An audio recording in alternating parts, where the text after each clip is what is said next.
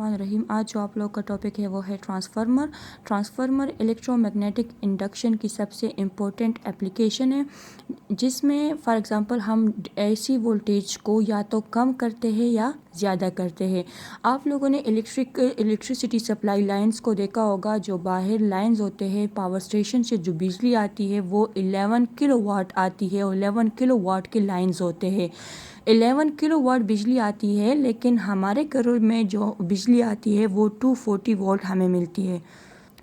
हमारे घरों में हमें बिजली जो मिलती है वो 240 वोल्ट मिलती है। तो वो किस तरह मिलती है? वो एक डिवाइस के थ्रू उसकी स्टेप डाउन होती है और वो डिवाइस का नाम है ट्रांसफार्मर। इलेक्ट्रिसिटी लाइंस 11 किलोवाट होते हैं और 11 किलोवाट की बिजली को कम करने के लिए हम ट्रांसफार्मर यूज़ करते हैं। जिस तरह के हमारे घरों में जो बिजली मिलती है वो 240 220 वोल्ट ही होती है। सही है। तो आप लोगों ने स्ट्रीट में देखे होंगे, डिफरेंट गलियों में आप लोगों ने देखे होंगे कि एक डिवाइस लगी होती है जिसको हम बोलते हैं ट्रांसफार्मर। ट्रांसफार्मर यूज़ होता है फॉर कन्वर्शन। कन्वर्शन मतलब ये कि उसकी लेवल को या तो डाउन करता है, बिजली के लेवल को या तो डाउन करता है या बिजली के लेवल को हाई करता है। सही है। तो transformer is use for the conversion of level down या लेवल हाई। या तो लेवल को अप करता है या लेवल को डाउन करता है। इसकी दूसरी एग्जांपल ट्रांसफार्मर यानी डिफरेंट डिवाइसेस में लगे होते हैं। टीवी, रेडियो, डिफरेंट डिवाइसेस में लगे होते हैं। फॉर एग्जांपल टीवी में एक ट्रांसफार्मर लगा होता है जिसके टीवी में एक ट्रांसफार्मर लगा होता है जिसके लिए हमें 5 वोल्ट बिजली दरकार होती है। फॉर एग्जांपल हमारे घरों में तो 240 होती है और टीवी के लिए जो वोल्टेज चाहिए होती है वो 5 वोल्ट। तो इसकी 240 वोल्टेज को कन्वर्ट करने के लिए हम ट्रांसफार्मर लगा लेते हैं, तो वो उस बिजली को 5 वोल्ट में कन्वर्ट कर देता है। सही है। तो ये इसका बेसिक वो जो इंट्रोडक्शन था ये है। तो ट्रांसफार्मर आप लोग के जहन में ये आ गया होगा कि ट्रांसफार्मर एक ऐसा डिवाइस है जो एसी वोल्टेज को कन्वर्ट करता है। A device which is used for the conversion of AC voltage is called transformer. एक ऐसा डिवाइस जो कन्वर्शन के लिए यूज़ करता होता है एसी वोल्टेज को, तो उस डिवाइस को हम बोलते हैं ट्रांसफार्मर। अब इसकी प्रिंसिपल क्या है? तो इसका principle, it work on the principle of mutual induction. Mutual induction के थ्रू इसका प्रिंसिपल जो है वो है म्यूचुअल इंडक्शन। आप लोग की बुक में जो प्रिंसिपल लिखा हुआ है, the transformer is based on 2 principles. 2 principle पे बेस्ड है। वो किस तरह? वो इस तरह कि फॉर एग्जांपल ट्रांसफार्मर, आप लोग के पास ट्रांसफार्मर का जो शेप होता है वो इस तरह का होता है कि यहाँ पे हम एसी करंट दे देते हैं, वो करंट चेंज होता है। यानी हम प्राइमरी कॉइल में करंट दे देते हैं। फॉर एग्जांपल ये मैंने करंट दे दिया, अब ये वेवफॉर्म है करंट की। अब ये करंट चेंज होता है। जब ये करंट चेंज होगा तो करंट के इर्द गिर्द क्या होती है? मैग्नेटिक फील्ड होती है। तो जब करंट चेंज होगा तो मैग्नेटिक फील्ड चेंज होगा। तो मैग्नेटिक फील्ड की चेंज की वजह से आप लोग के पास कौन सी चीज़ प्रोड्यूस होती है? ईएमएफ प्रोड्यूस होती है। तो जब ईएमएफ प्रोड्यूस होगी तो आप लोग के पास करंट चेंज होगा। करंट चेंज होने की वजह से मैग्नेटिक फील्ड चेंज होगा। मैग्नेटिक फील्ड चेंज होने की वजह से आप लोग के पास ईएमएफ प्रोड्यूस होगा। तो यहाँ पे यही चीज़ लिखा है कि an electric current can produce a magnetic field and second a changing magnetic field with in a coil of wire induces a voltage across the end of the coil. तो यहाँ पे जो कॉइल लगा हुआ है तो ये इसके इर्द गिर्द आप लोग के पास ईएमएफ प्रोड्यूस कर देगा। दूसरी एप्लीकेशन, दूसरा प्रिंसिपल ये है कि the changing current in the primary coil. अब यहाँ पे जो चेंज इन करंट होगा तो इस चेंज इन करंट की वजह से मैग्नेटिक फ्लक्स चेंज होगा। और जब इससे magnetic flux lines, for example this is the flow of magnetic field lines, अब जब ये मैग्नेटिक फ्लक्स चेंज होगा तो मैग्नेटिक फ्लक्स की वजह से यहाँ पे इंड्यूस्ड ईएमएफ प्रोड्यूस्ड होगा। तो दूसरा प्रिंसिपल ये है। एक आप लोग के पास सिर्फ इंड्यूस ईएमएफ प्रोड्यूस होगा, दूसरा आप लोग के पास म्यूचुअल इंड्यूस ईएमएफ प्रोड्यूस्ड होगा। तो ये इसका प्रिंसिपल है। आप लोग बुक में दोबारा भी रीड आउट कर सकते हैं। अच्छा, प्रिंसिपल तो हो गया। अब प्रिंसिपल के बाद कंस्ट्रक्शन क्या है? कंस्ट्रक्शन आप लोग के पास कंस्ट्रक्शन, इसका फर्स्ट वन कंस्ट्रक्शन ये है। कंस्ट्रक्शन में सबसे पहला पॉइंट ये है कि इसका ये एक फ्रेम से बना हुआ होता है। ये एक फ्रेम है और ये फ्रेम जो है ये सॉफ्ट आयरन से बना होता है। सही, सॉफ्ट आयरन से बना हुआ होता है। ये फ्रेम बना हुआ होता है, लेकिन हम इस फ्रेम को इलेक्ट्रिकली इंसुलेट करते हैं, हम इसको इलेक्ट्रिकली इंसुलेट करते हैं। वो क्यों? वो why is insulation is necessary, कि हमारे पास ये इंसुलेशन क्यों नेसेसरी होता है। तो मैंने यहाँ पे एक लाइन लिखा हुआ है, आप लोग इस लाइन को देख ले कि sufficient insulation between different active parts of the transformer is necessary for its safe operation. Safe operation के लिए यहाँ पे हम इसको इंसुलेट कर देते हैं। फॉर एग्जांपल इसकी इंसुलेशन के लिए हम यूज़ करते हैं ऑयल या cellulose, for example paper, press board, simple different insulation use करते हैं। फॉर एग्जांपल आप लोग अगर बुक में एग्जांपल को देख ले डायग्राम को, तो ये आप लोग के पास आयरन कोर है। अब इस आयरन कोर के डिफरेंट लेयर्स के दरमियान हमने डिफरेंट लेयर को हमने इंसुलेट किया हुआ है, ताकि हमारे पास हीट लॉस ज़्यादा ना हो, क्योंकि ज़्यादा बिजली आती है ना, ज़्यादा करंट होता है, ज़्यादा एनर्जी आती है, तो इसके लिए हम इसको इंसुलेट कर देते हैं। सही है। दूसरा इंसुलेशन हम इस वजह से करते हैं, हम इसकी इंसुलेशन के लिए ऑयल भी यूज़ करते हैं, ताकि उसको वो एज ए डाइलेक्ट्रिक हम इसको एज ए डाइलेक्ट्रिक हम ऑयल भी यूज़ कर सकते हैं। तो इसके डिफरेंट लेयर्स को हमने इंसुलेट किया हुआ है डिफरेंट चीज़ों से, एज इंसुलेटिंग मटेरियल जो होते हैं वो यूज़ करते हैं। तो हम इसको इंसुलेट कर देते हैं। अब इंसुलेशन के बाद हम यहाँ पे एक वायर, मेटल वायर वाउंड कर लेते हैं, इस यहाँ पे भी और एक यहाँ पे भी। सही है।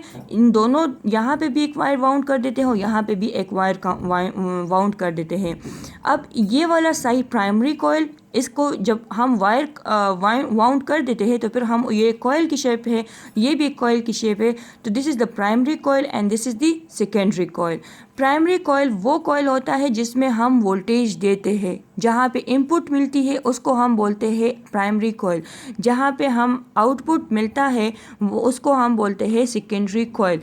प्राइमरी कॉइल में हम एसी वोल्टेज जो है, एसी करंट हम यहाँ पे दे देते हैं, या एसी वोल्टेज जो आप लोग के पास आता है इलेक्ट्रिक स्टेशन, पावर स्टेशन से, तो वो यहाँ पे हम दे देते हैं। जब यहाँ पे एसी वोल्टेज आ जाता है तो करंट आ जाता है, तो करंट चेंज होने की वजह से यहाँ पे जो मैग्नेटिक फील्ड होता है करंट के इर्द गिर्द, तो मैग्नेटिक फील्ड होता है, वो मैग्नेटिक फील्ड चेंज हो जाता है। तो मैग्नेटिक फील्ड चेंज होने की वजह से आप लोगों के पास ईएमएफ प्रोड्यूस हो जाता है। तो ये तो फर्स्ट वन प्रिंसिपल था। अब दूसरा ये कि जब यहाँ पे करंट चेंज होता है तो यहाँ पे तो मैग्नेटिक फील्ड है करंट के इर्द गिर्द, तो मैग्नेटिक फ्लक्स जो है, मैग्नेटिक फ्लक्स लाइंस वो चेंज हो जाते हैं। तो मैग्नेटिक फ्लक्स चेंज होने की वजह से यहाँ पे इंड्यूस ईएमएफ प्रोड्यूस्ड हो जाता है। अच्छा, दूसरी बात ये कि हमने इसको एक फ्रेम में क्यों रखा हुआ है, यानी इस कॉइल को हम अलहदा भी रख सकते थे, इस कॉइल को हम अलहदा भी रख सकते थे, तो फिर एक फ्रेम में क्यों रखा हुआ है?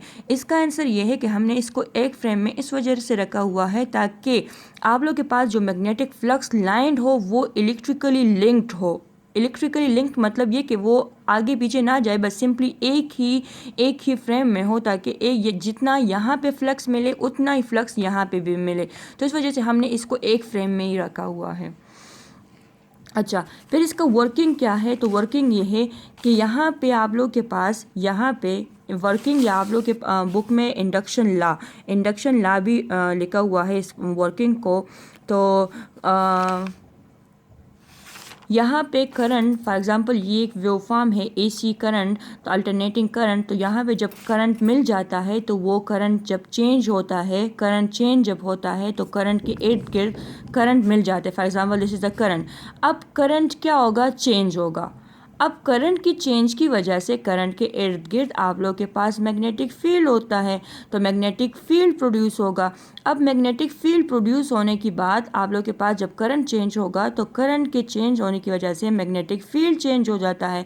अब जब मैग्नेटिक फील्ड चेंज होगा तो आप लोगों ने पढ़ा है कि ईएमएफ वोल्टेज प्रोड्यूस्ड होता है, इंड्यूस ईएमएफ प्रोड्यूस हो जाता है। तो वो इंड्यूस ईएमएफ आप लोग के पास प्राइमरी कॉइल के लिए इसके बराबर है, जो हमने फैराडे लॉ में पढ़ा है कि P is equal to -NP time rate of change in flux. तो आप लोग के पास प्राइमरी कॉइल के लिए फिर ये प्रोड्यूस हो जाएगा, क्योंकि प्राइमरी कॉइल में आप लोग के पास करंट के चेंज की वजह से मैग्नेटिक फील्ड चेंज होता है और मैग्नेटिक फील्ड चेंज की वजह से EMF प्रोड्यूस हो जाता है विच इज़ VP, या आप लोग EMF P से भी डिनोट कर सकते हैं या VPP से भी डिनोट कर सकते हैं। और ये वाला इक्वेशन आप लोगों ने फैराडे लॉ में पढ़ा हुआ है। तो इसको हम बोलेंगे सेल्फ इंडक्शन, यानी करंट यहाँ पे ही चेंज हुआ है और यहाँ पे ही इंड्यूस EMF प्रोड्यूस हुआ है, तो इसको हम बोलेंगे सेल्फ इंडक्शन। अब जब यहाँ पे करंट चेंज हुआ है, इस करंट चेंज होने की वजह से मैग्नेटिक फ्लक्स भी चेंज होगा। अब जब मैग्नेटिक फ्लक्स चेंज होगा तो वो मैग्नेटिक फ्लक्स जो जितने लाइंस यहाँ पे, for example these are the magnetic flux lines, flow of magnetic field lines, तो जब ये मैग्नेटिक फ्लक्स जितने लाइंस यहाँ पे होंगे उतना मैग्नेटिक फ्लक्स यहाँ पे भी जाएगा। तो जब यहाँ पे मैग्नेटिक फ्लक्स चेंज होगा तो यहाँ पे भी मैग्नेटिक फ्लक्स चेंज होगा, क्योंकि ये एक दूसरे के साथ इलेक्ट्रिकली लिंक्ड है। तो जब यहाँ पे मैग्नेटिक फ्लक्स चेंज होगा तो यहाँ पे एक चीज़ प्रोड्यूस हो जाएगी जिसको हम बोलेंगे इंड्यूस्ड EMF, और वो इंड्यूस्ड EMF हम VS से डिनोट करेंगे। सेकेंडरी के लिए हम इंड्यूस EMF VS से डिनोट करेंगे, प्राइमरी के लिए VP से। तो वो VS हमने यहाँ पे लिख लिया, VS is equal to -NS dπ/dt। अब इस इंडक्शन को हम बोलेंगे म्यूचुअल इंडक्शन, क्योंकि प्राइमरी में चेंज हुआ है और सेकेंडरी में प्रोड्यूस हुआ है, तो इसको हम बोलेंगे म्यूचुअल इंडक्शन। और जो प्राइमरी में ही चेंज हुआ है और प्राइमरी में ही जो प्रोड्यूस हुआ है उसको हम बोलेंगे सेल्फ इंडक्शन। तो आप लोग के पास यहाँ पे दो इक्वेशंस आ गए, एक है प्राइमरी के लिए, दूसरा है सेकेंडरी के लिए। इसको हम बोलेंगे सेल्फ इंडक्शन, इसको हम बोलेंगे म्यूचुअल इंडक्शन।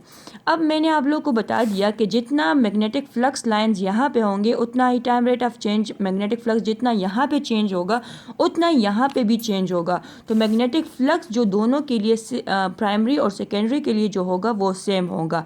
सिंपल डिफरेंस जो होगी वो नंबर ऑफ टर्न्स की होती है। तो dπ/dt is equal to constant, ये कॉन्स्टेंट होगा। अब मैं इस इक्वेशन 1 को इक्वेशन 2 पे डिवाइड कर दूंगी, तो मेरे पास ये आ जाएगा। अब ये वाला कैंसिल हो जाएगा, मेरे पास रह जाएगा NS डिवाइडेड बाय NP। इस इक्वेशन से पता चलता है कि VS is direct proportion to NS। अगर सेकेंडरी में नंबर ऑफ टर्न्स ज़्यादा होंगे तो यहाँ पे ज़्यादा वोल्टेज प्रोड्यूस होगा। इसी तरह VP is direct proportion to NP।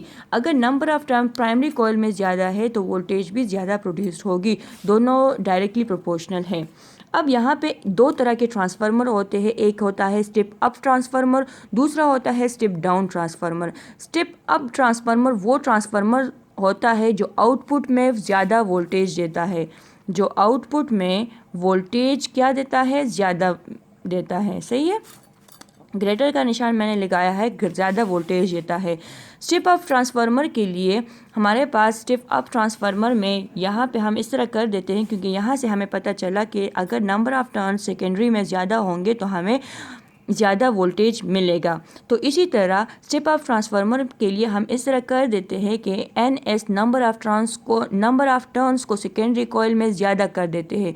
जब सेकेंडरी कॉइल में नंबर ऑफ टर्न्स को हम ज़्यादा कर देते हैं तो हमें ज़्यादा वोल्टेज फिर मिलती है, क्योंकि number of turns is directly proportion to VS। तो अगर आप लोग डायग्राम बुक में देख ले, this is the step up transformer, और स्टेप अप ट्रांसफार्मर में हमें अप का मतलब है ज़्यादा वोल्टेज, तो यहाँ पे हमने नंबर ऑफ टर्न्स को ज़्यादा किया हुआ है तो यहाँ पे हमें ज़्यादा वोल्टेज मिलेगा।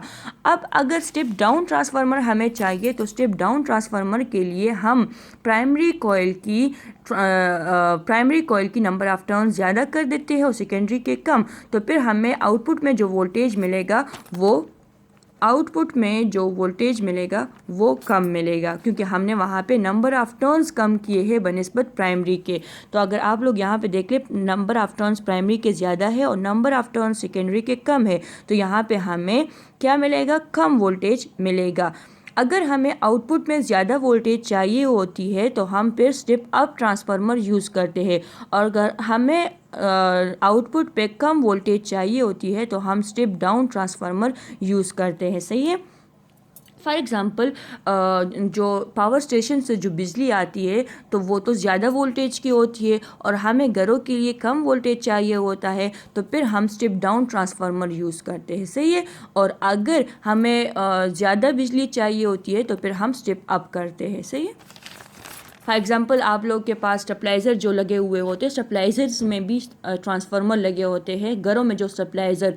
तो फॉर एग्ज़ाम्पल अगर हमें पावर स्टेशन से बिजली मिलती है 150 वोल्ट, यानी कम बिजली, गर्मियों में अक्सर बिजली कम हो जाती है ना, वोल्टेज कम होती है, तो 150 वोल्ट आती है, तो उस 150 को हाई करने के लिए हम स्टेबलाइज़र लगा लेते हैं। बेसिकली स्टेबलाइज़र्स में स्टेप अप ट्रांसफार्मर लगे होते हैं, तो वो उस 150 वोल्ट को 220 वोल्ट तक लेके जाता है। तो डिफरेंट एप्लीकेशंस है फिर ट्रांसफार्मर के भी। अच्छा, तो ये हो गया आप लोग के पास। अगर स्टेप अप ट्रांसफार्मर चाहिए तो हम नंबर ऑफ़ टर्न्स को सेकेंडरी कॉइल में ज़्यादा कर देते हैं। अगर स्टेप डाउन ट्रांसफार्मर चाहिए तो हम प्राइमरी कॉइल में ज़्यादा कर देते हैं। सही है। अच्छा, दूसरी बात ये कि स्टेप अप ट्रांसफार्मर और स्टेप डाउन ट्रांसफार्मर तो हो गया, यहाँ तक आप लोग का ये कवर हो गया है। दूसरी बात ये कि अगर फिर हमें पावर एनर्जी लॉसेस भी तो होगी, यानी पावर भी तो कंज्यूम होगा, एनर्जी लॉस भी होगी। तो आप लोग के पास इनपुट पर जितना पावर देते हो, आउटपुट यानी output power is equal to input power. तो output power, input power primary and output power is secondary. तो प्राइमरी आप लोग के पास ये आ जाएगा एंड सेकेंडरी ये आ जाएगा। अब अगर आप लोग वोल्टेज को एक तरफ ला के लिखते हो तो VP divided by VS and IS divided by IP। अगर आप लोग यहाँ पे इस इक्वेशन को देख ले तो VP is inversely proportion to IP, VP is inversely proportion to IP। And यहाँ पे ये जो पावर लॉस है, आउटपुट पर जितना पावर आप लोग देते हो उतना ही आप लोग, इनपुट पे जितना पावर आप लोग देते हो उतना ही आप लोग को आउटपुट पे भी मिलता है। मतलब ये कि दोनों वोल्टेज और करंट की जो प्रोडक्ट है वो है कांस्टेंट। मतलब जब भी दो चीज़ों की प्रोडक्ट कांस्टेंट होती है, फॉर एग्जांपल IV की प्रोडक्ट कांस्टेंट है, तो मतलब ये कि अगर एक इंक्रीज़ हो रहा है तो दूसरा डिक्रीज़ हो रहा है। फॉर एग्जांपल अगर ये 2 है तो दूसरा 3, तो 3 2 6। अगर मैं दूसरे केस में I को ज़्यादा कर देती हूँ और V को कम कर देती हूँ, तो फॉर एग्जांपल मैंने इसको 3 कर लिया और इसको 2 कर लिया, तो अब भी इसके प्रोडक्ट से हमें 6 ही मिलेगा। तो मतलब ये कि जब भी दो प्रोडक्ट की वैल्यू कांस्टेंट होती है तो मतलब ये कि इसमें एक इंक्रीज़ हो रहा है तो दूसरा डिक्रीज़ हो रहा है। तो यहाँ पे भी अगर हम इस इक्वेशन को भी देख ले तो अगर VP इंक्रीज़ हो रहा है तो IP डिक्रीज़ होगा। तो मतलब ये, और अगर VS इंक्रीज़ होगा तो IS डिक्रीज़ होगा। तो मतलब ये कि अगर हमें करंट कम चाहिए तो हम कौन सा ट्रांसफार्मर यूज़ करेंगे? अगर हमें करंट कम चाहिए तो हम secondary step up transformer use करेंगे। अगर हमें करंट कम चाहिए तो हम स्टेप अप ट्रांसफार्मर यूज़ करेंगे, और अगर हमें करंट ज़्यादा चाहिए तो हम स्टेप डाउन ट्रांसफार्मर यूज़ करेंगे। क्योंकि स्टेप डाउन ट्रांसफार्मर में आप लोग के पास वोल्टेज क्या होती है? कम मिलती है। वोल्टेज क्या होती है? कम मिलती है। आउटपुट पे वोल्टेज क्या मिलती है? कम मिलती है। आउटपुट पे वोल्टेज कम मिलती है, तो इस वजह से हमें करंट ज़्यादा मिलेगी। क्योंकि हमें इस इक्वेशन से पता चला है कि अगर VS ज़्यादा होगी तो IS कम होगी। तो इसी तरह अगर यहाँ पे आप लोग के बुक में लिखा है कि हाई वोल्टेज इज़ रिक्वायर्ड, अगर ज़्यादा वोल्टेज रिक्वायर्ड है तो स्टेप अप ट्रांसफार्मर यूज़ करोगे, and where is if high current is required then आप लोग कौन सा वो करोगे? स्टेप डाउन ट्रांसफार्मर यूज़ करोगे। क्योंकि स्टेप डाउन ट्रांसफार्मर में वोल्टेज कम मिलती है, तो अगर वोल्टेज कम मिलेगी तो करंट ज़्यादा मिलेगी। तो ये था आप लोग के पास step up transformer and step down transformer. दूसरी बात, यहाँ पे एफिशिएंसी का भी लिखा हुआ है कि कोई भी ट्रांसफार्मर ऐसा नहीं जो 100% एफिशिएंट हो। 90% हो सकता है लेकिन 100% एफिशिएंट नहीं हो सकता। और 100% एफिशिएंट का मतलब ये कि जितना आप लोग इनपुट दोगे उतना ही आउटपुट लोगे, लेकिन इस तरह नहीं हो सकता, कुछ ना कुछ एनर्जी लॉस भी हो जाती है। तो 90% एफिशिएंट हो सकता है लेकिन 100% नहीं हो सकता।